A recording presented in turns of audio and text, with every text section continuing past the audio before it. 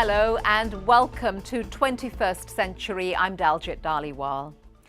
Uruguay was known as one of the torture chambers of Latin America during the Cold War in the 1970s and early 80s under the then dictatorship.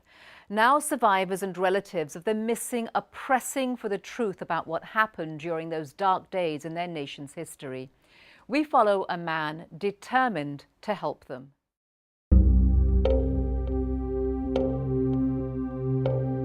These are the faces of the victims of the Uruguayan dictatorship. Hundreds disappeared, and more than 10,000 women and men were detained and tortured during a period referred to as state terrorism by Uruguayans. Some 40 years later, survivors and relatives are still fighting for their right to answers. They have a right to truth, justice, reparations. I think that there is still much more room for active and effective truth-seeking.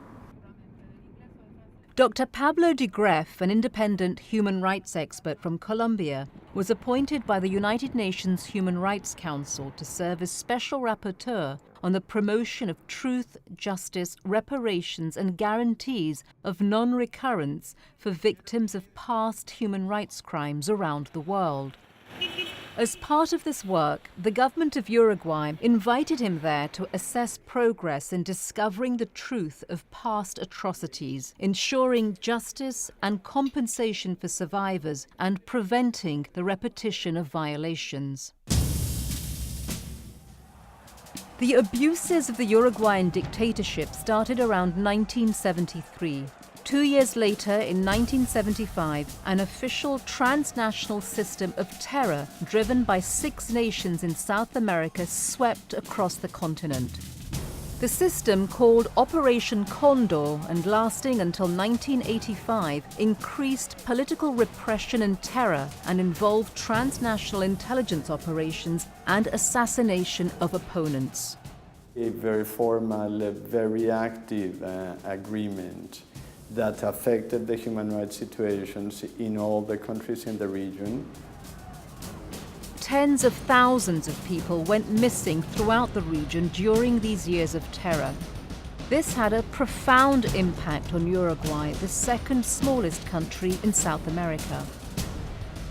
The military dictatorship crushed any opposition, and anyone suspected of dissent was rounded up, often tortured, murdered, and frequently disappeared without trace. Most strikingly, Uruguay had the highest number of detainees per capita in the region. It should be possible to find much more about the whereabouts, the circumstances under which people were captured and eventually killed. People like Chela Fontoura, who was captured but survived the nightmare. Ahí estoy en la cárcel de Cabildo, estoy un año, me escapo junto a otras tantas compañeras, éramos 38, y al poco tiempo me detienen.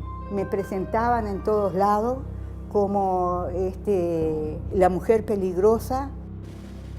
Now 67 years old, in those days, Chela was an activist who fought for the rights of exploited workers in the sugar industry. Por esta mirilla nos pasaban la comida y por acá nos fichaban. She was imprisoned for her trade union activities. De noche, por ejemplo, no te dejaban dormir. Empezaban a golpear en la reja, ¿no? En primera instancia, cuando yo caigo, estoy embarazada casi de 3 meses, mi compañero ya lo habían detenido. Y cuando me detienen, me empiezan a dar patadas. Me empezaron a dar patadas en el vientre, me empezaron a dar patadas en la cabeza. The beatings were so severe that Chela suffered a miscarriage, but she was determined to somehow survive. Yo a veces pienso que si estoy viva, más allá del esfuerzo que uno hace para, quiero o no, para vivir, y porque tengo una hija, como les dije a ustedes, por mis compañeros y por mis compañeros desaparecidos y por mis padres. The authorities used Chela's daughter to taunt her as part of their method of torture.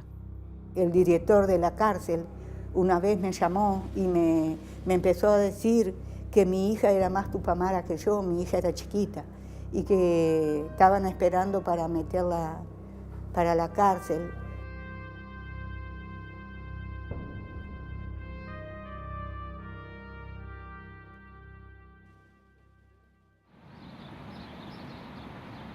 When democracy returned to Uruguay in 1985 and Chela was finally released, she tried to tell her story.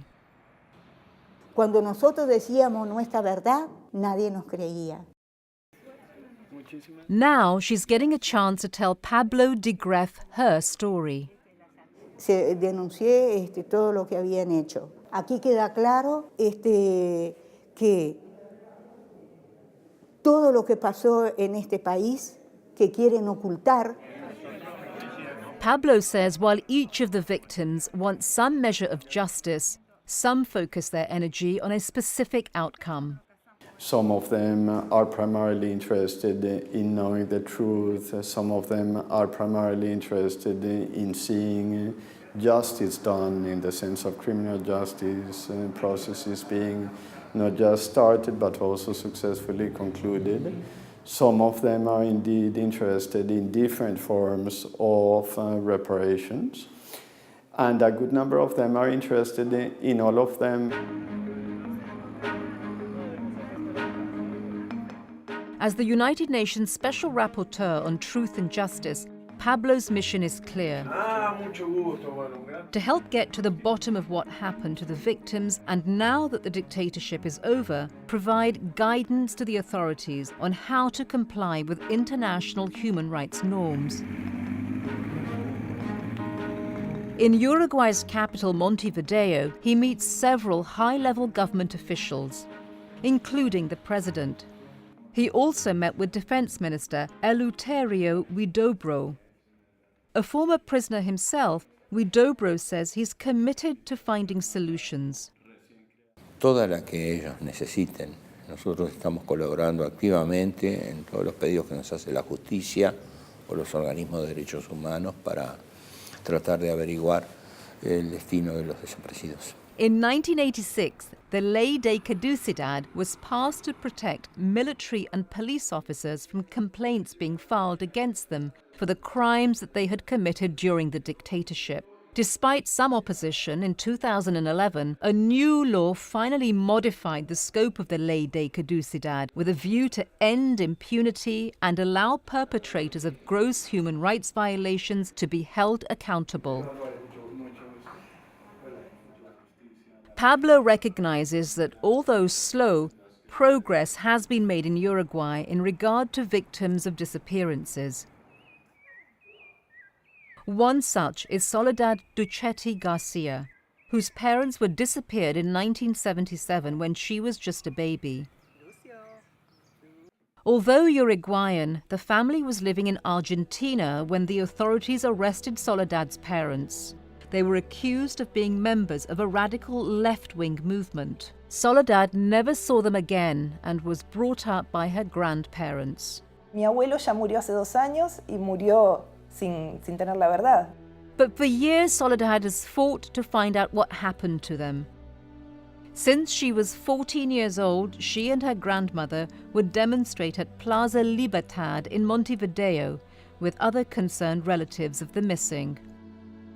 Y bueno, hay algunas referencias, algunos testimonios que hablan sobre los llamados vuelos que transportaban a las personas, a los prisioneros en aviones y los dejaban caer en el río de la Plata, digamos. Although her parents' fate remains unknown, Soledad received reparation from both the Uruguayan and Argentinian governments in recognition of her loss. What's more, arrests have been made of former presidents of Uruguay and military and security officers charged with human rights abuses. Some are currently serving jail time.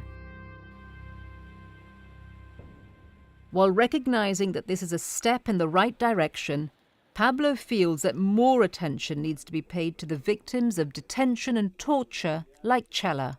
Society as a whole also has a right to trying to guarantee that the violations will not be repeated. And Chela agrees. Los mayores criminales de este país que mataron, violaron, desaparecieron, violaron a las mujeres que caímos indefensas, desaparecieron a los niños, esos, la mayoría sigue libre. Following his visits, the Special Rapporteur reports to the United Nations Human Rights Council in Geneva and the General Assembly in New York.